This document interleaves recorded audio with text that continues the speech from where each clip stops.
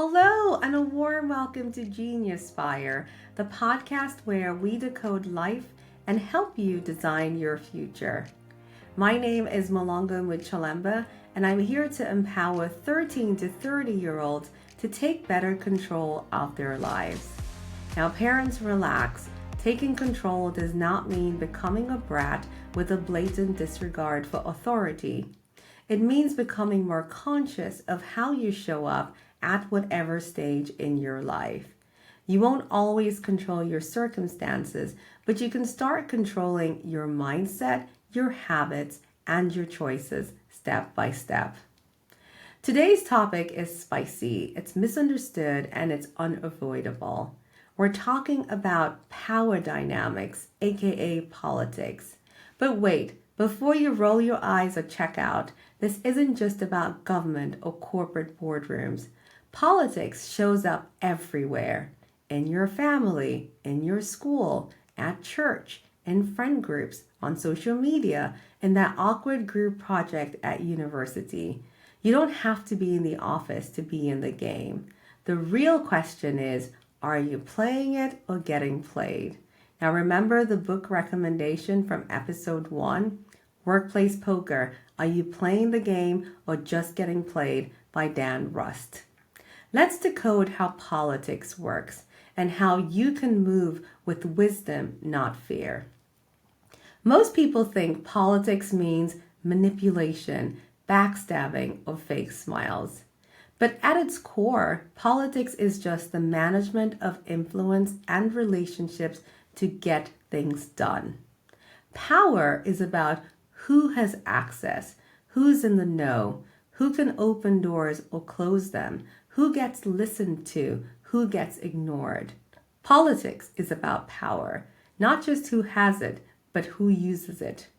The problem is most people pretend it doesn't exist and then wonder why they're stuck.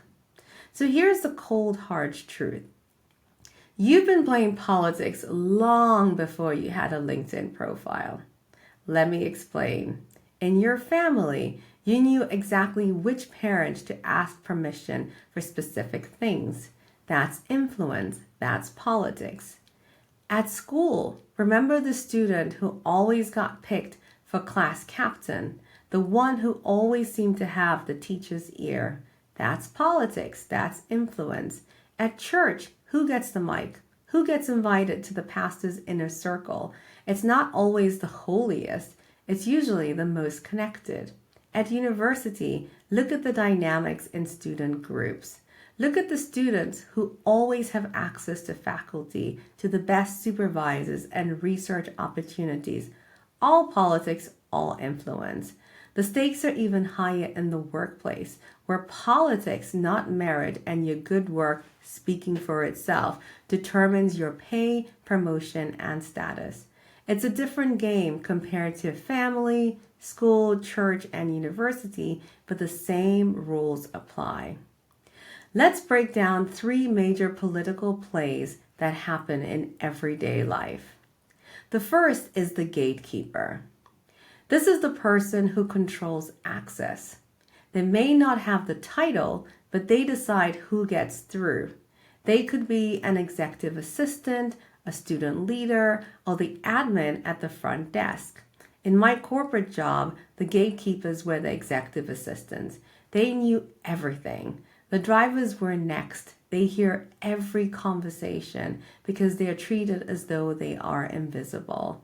I used to call all of them my high friends in low places. Always treat them well. The second group is the whisper network. This is where real information travels, the stuff that's not in the email. Want to know what's really going on? Build trust with people who are always in the loop. Now, if you work in banking and want to get credible intel, make friends with people in compliance and risk because everything passes through their desks. When I do political work, I tend to ignore the political appointees like ministers and in some cases the permanent secretaries. I like to work at director level with people who actually do the work and don't shift with political changes in government. The conversations that I have with this particular group are incredible. So the third power play are those people who have a different persona in public versus when they are in private. Some people are incredibly charming in public, but brutal in private. I know powerful people like that, and I've realized that I can respect the public person, but dislike the private person. Also, don't be fooled by the spotlight. Power isn't always loud. Try to figure out who is pulling the strings behind the power players. Who that is may surprise you. Never underestimate the partners of powerful people like the wives or mothers, because they sometimes have more sway than anyone else. Learn to watch the patterns, not just performances. Once you see these patterns in meetings, at work, you will not unsee them. So here's a truth bomb. Most people who don't want to play politics are the ones we actually need in power. One of the reasons I am hesitant to get back into the corporate world is my absolute disdain for office politics and how it subordinates merit. And yes, I'm one of those people who says things like, I just want to do good work. And that is true. I want to deliver and not spend time blowing hot air in meetings or on the stages at conferences. I hate drama. I always say it's not my daddy's company, so I tend to have a mental boundary that makes the work drama seem pointless and unnecessary. I'm not fake. Politics sometimes forces people to set aside their principles to get along. Now, I have family and friends, good people, who went into politics and almost immediately crossed over to the dark side. The 19th century British historian Lord Acton coined the phrase, power tends to corrupt, and absolute power corrupts absolutely. This is so true. The problem with not playing politics and focusing on just doing good work was that I missed out on leadership opportunities because they're all about politics. Then I realized a few hard truths. While you're avoiding the game, others are mastering it. And those people decide what projects get funded, who gets promoted, who gets heard and seen. It has taken a long time to realize that politics isn't dirty, it's a tool. And like any tool, it depends on how you use it. The question is, wouldn't you rather use your influence for good than let someone less ethical shape the system? So how do you navigate politics without becoming manipulative? So here are 5 principles. Number 1, build relationships before you need them. Don't wait for a crisis. Connect with people consistently and genuinely. Number 2, understand power maps. Know who holds the influence, not just the titles, but informal power. Number 3, be emotionally intelligent. Read the room. Know when to speak, when to listen, and when to pivot. Number 4, speak truth in a tactful manner. You can be honest without being harsh. Diplomacy is a skill. Number 5, stay rooted in your values. Power without values is dangerous. Let your values be your compass. Influence is strongest when it's authentic. So I hope you now appreciate why we tackled values in episode 2. So here's the bottom line. Power is everywhere. Politics is just a choreography of power. You're already in the dance, so learn the steps. Here's your Geniuspire takeaway for today. You don't need to play dirty, but you do need to play smart. Learn the rules, protect your values, and use your influence for good.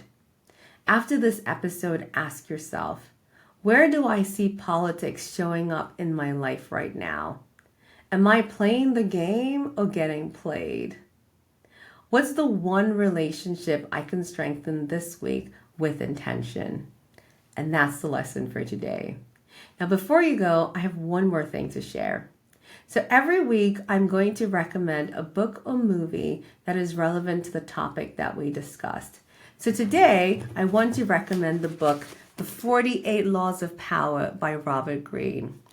If you've ever wondered why some people always seem to win, Whether that's at school, at work, or in politics, the 48 Laws of Power is like that cheat codes manual. It doesn't just talk about power in theory. It shows you the real strategies people actually use to gain influence, protect themselves, and rise in the game of life. From ancient kings to modern CEOs, Greene breaks down the hidden rules everyone plays by but no one admits. Why is this powerful for those who are aged 13 to 30 to know this? So at school or university, it helps you to understand cliques, teachers, and leadership dynamics. You'll see why some classmates lead while others follow. At work, it shows you how office politics really functions and how to avoid being manipulated. In life, it's a masterclass in human psychology. You start spotting when people are trying to control you, and you know how to flip the script. What makes it different is that Greene doesn't sugarcoat anything. He shows you the dark side of ambition, the tricks people use, the masks they wear, and the traps to avoid. Now remember in episode 1, we talked about the framework Mirror Mask Map. This is your chance to refine that exercise we did 5 weeks ago. So think of the 48 Laws of Power as a guide to reality, not fantasy. If you want to stop being played and start understanding the game, whether that's social media, career, relationships, or friendships, this book is like putting on X-ray glasses. You never see people the same way again. So we made it to the end of episode 5. Thank you so much for watching. Please drop any comments here on YouTube or share a recap on TikTok, Instagram, or X using hashtag Geniuspire and tag us, or email us at hello@geniuspire.com and we can read some of the comments on the next episode. So next week, I'm going to introduce you to the concept of signaling and signposting. How are you showing the world your potential? So that's to schools, university, and the workplace, so that when you apply, they can choose you. That's what we'll be talking about. In the meantime, hit the subscribe button on the channel so that you'll be notified when the next episode drops. And please share this episode with someone who will need it, especially on politics. So until the next time, thank you and goodbye.